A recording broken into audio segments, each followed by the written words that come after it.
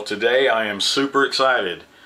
As most of you know, at the time of this video, it's a 1-year anniversary for Bambu Lab, and they're offering a bunch of discounts and specials and whatnot, including a discount on the P1P.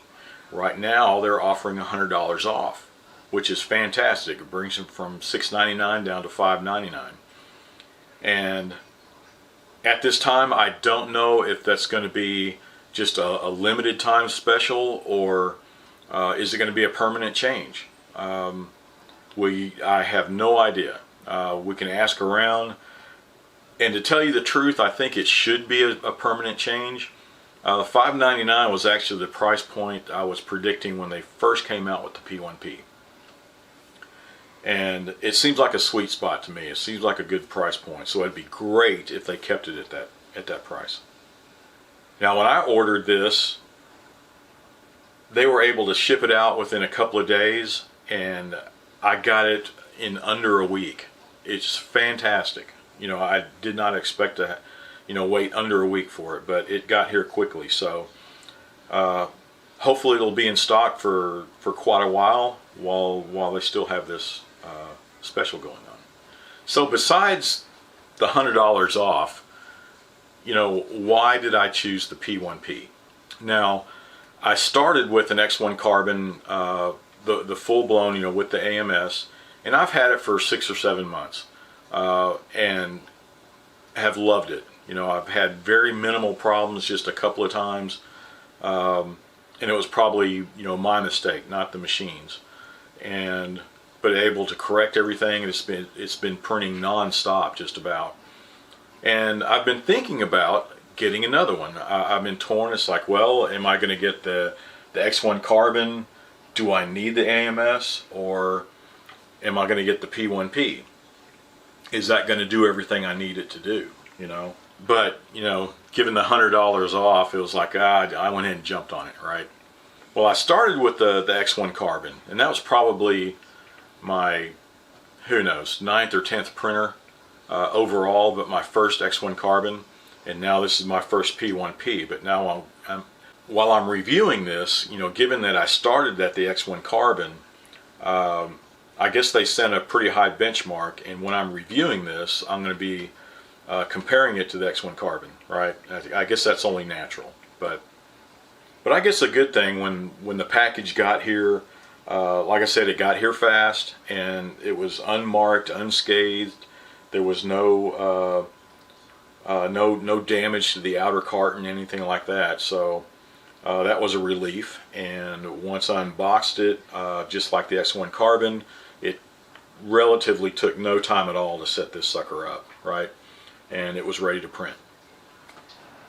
Now, there are a few things that I noticed just as soon as I took it out of the box, and mainly, as soon as you take it out, then you'll notice it has that same the sturdy frame on it, but it's an open chassis. Of course, there's no sides, no doors. Has the same build volume, and further along as you set everything up, then you'll notice the change, the different control panel.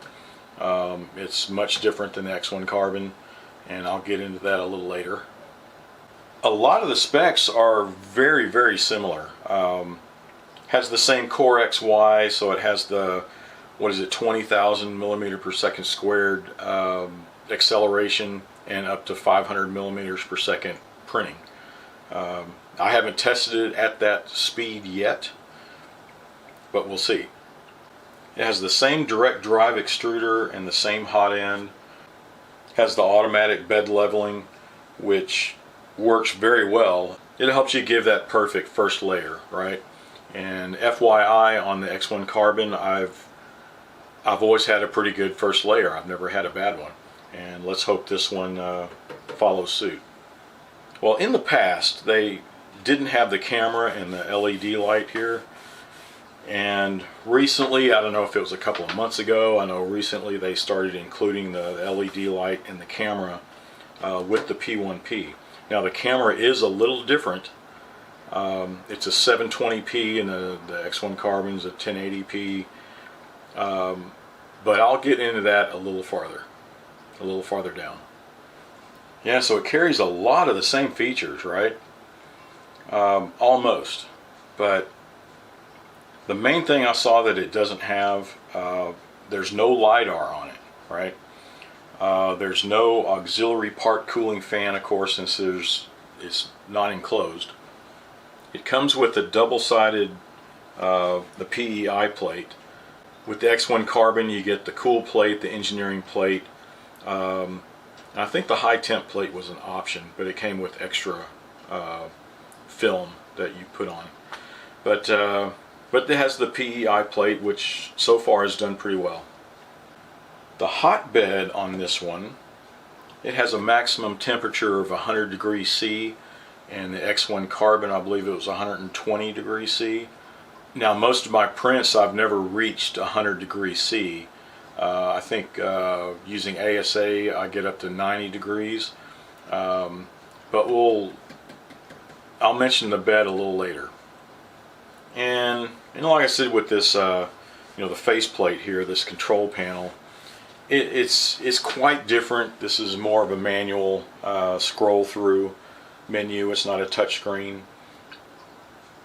And at first I thought that was going to be a pretty big deal to me, but if you think about it, I mean, you have the handy app, and on your PC you can control everything from there.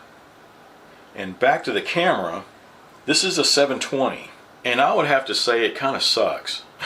The LED lights seem to be fine. I mean, it's doing what it's supposed to do, but with the camera, if you're on the handy app or even trying to watch it on your PC, the motion is very choppy, and sometimes I've had it where it's just frozen. It's not even following anything at all.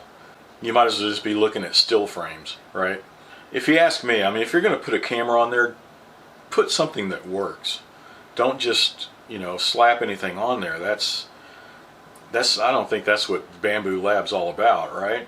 It's supposed to be scaled down, but everything that's left on it should work, right?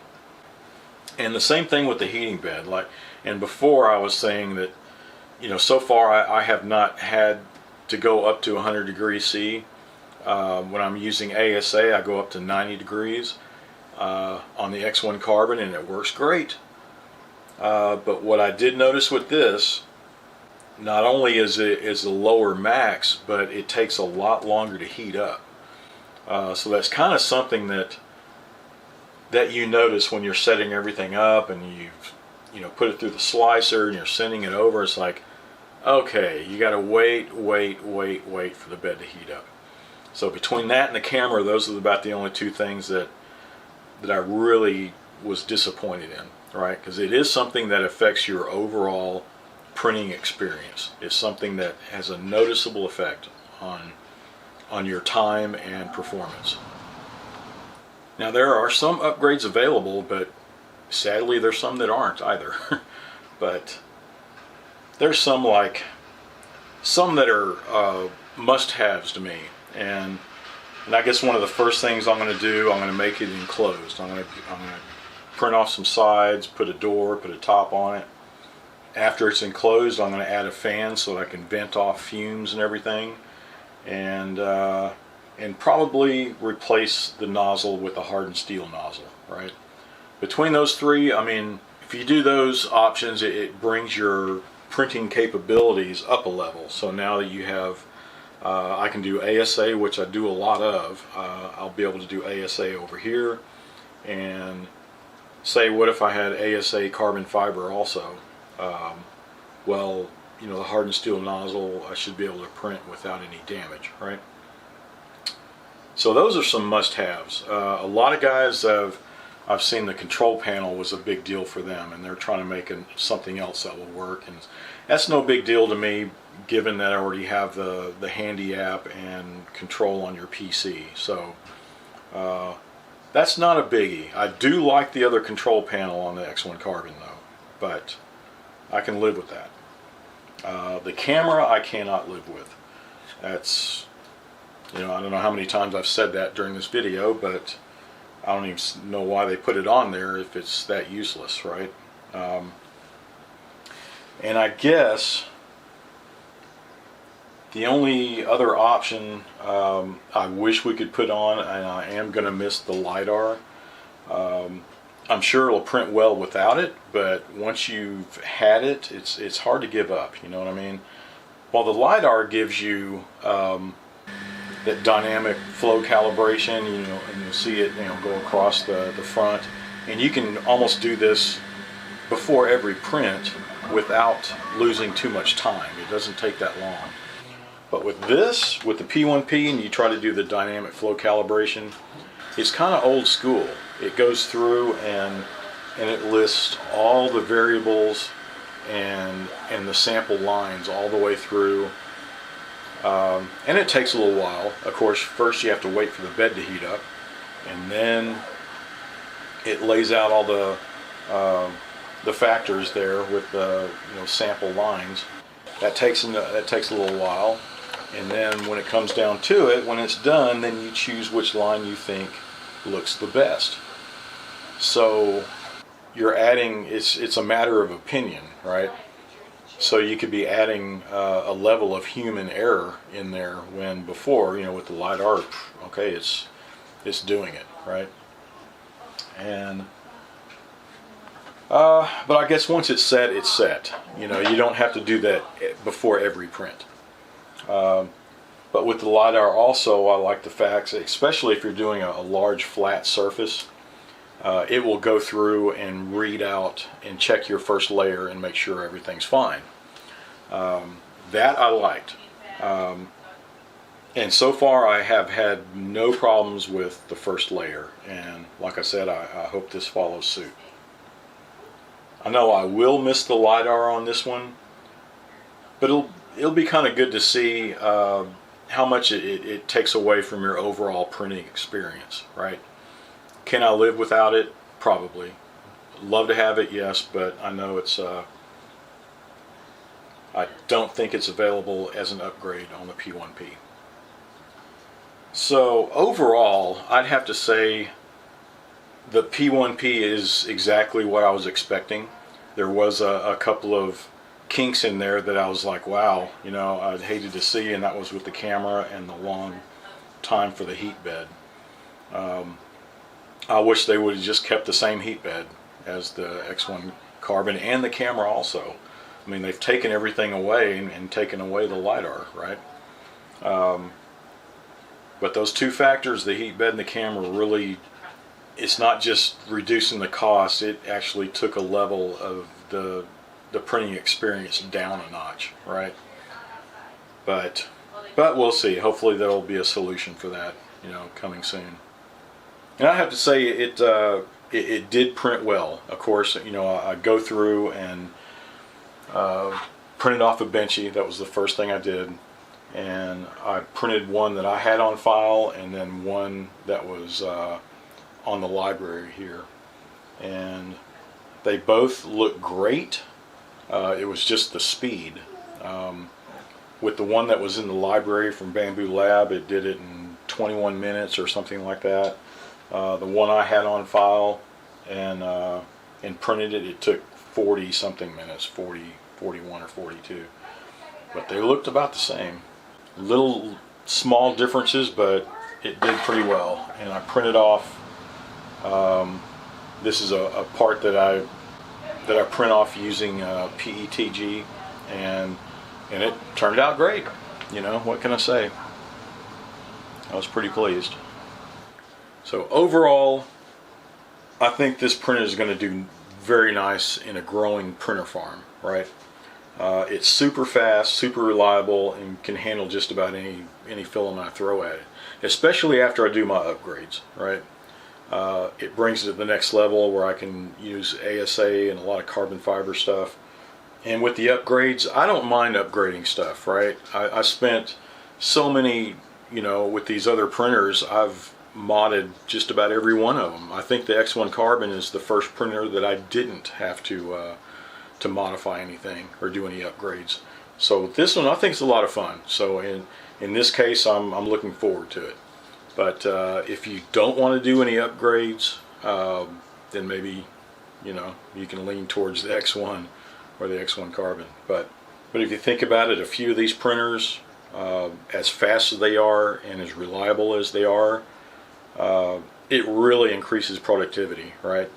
And it frees up a lot of space. You know, if I can bring one of these in and get rid of 3 of my old ones, you know, if space is a factor, I mean, this is the way to go. And I'm sure I'm going to be looking for another printer one of these days. And time will tell what I need. What is it I'll need? Is it going to be, will I be able to get by with a P1P? Am I going to need an X1 or X1 Carbon? Am I going to need an AMS? I don't know yet. But by the time I need one, I'm hoping Bambu Lab will come out with something similar to the X1 Carbon, but with a larger print volume. That would be excellent. Nudge, nudge. You know what I mean? So, if you're thinking about getting a P1P, if you've been wanting one, now's the time to do it. $100 off is pretty sweet.